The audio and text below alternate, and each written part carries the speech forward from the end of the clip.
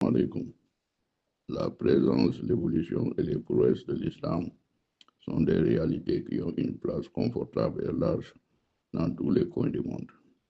L'écho sonne partout et agresse le mécréant dans la désobéissance qu'il vit.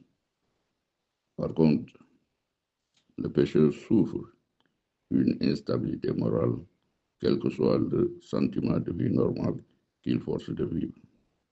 Malheureusement, l'islam, à sa trousse, ne lui laisse aucune opportunité d'épanouissement et sème la peur en lui.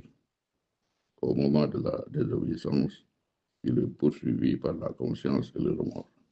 Les conséquences du péché ont des marques indélébiles dans l'esprit et le cœur. Le gène le poursuit au sein de la communauté.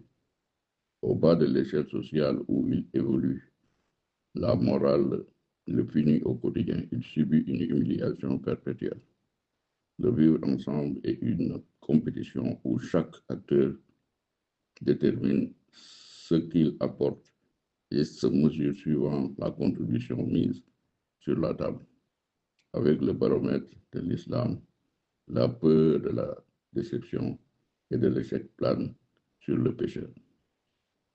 L'ignorant ne sait pas où mettre le pied au sein de la communauté musulmane. L'aventure qu'il vit est porteur de peur. Avoir la phobie face à l'islam, c'est vivre au cœur de l'ignorance de ce qu'il promeut. Souvent, le droit pénal constitue le mobile de la crise intérieure que l'ignorance subit avec une mauvaise appréciation du contenu.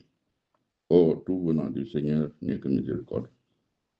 Il n'a pas intérêt à porter le mal sur le serviteur.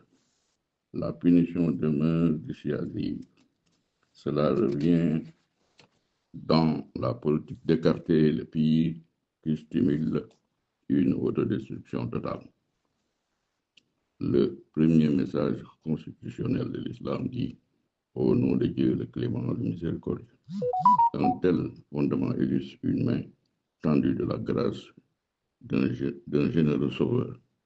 Ces victimes, que sont le mécréant, le pécheur et l'ignorant, véhiculent en général l'hypocrisie due à la peur face à l'islam.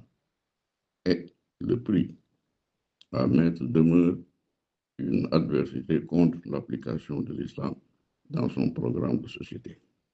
Ils sont dans la stigmatisation, la mauvaise interprétation, voire le combat frontal, sans porter de gants.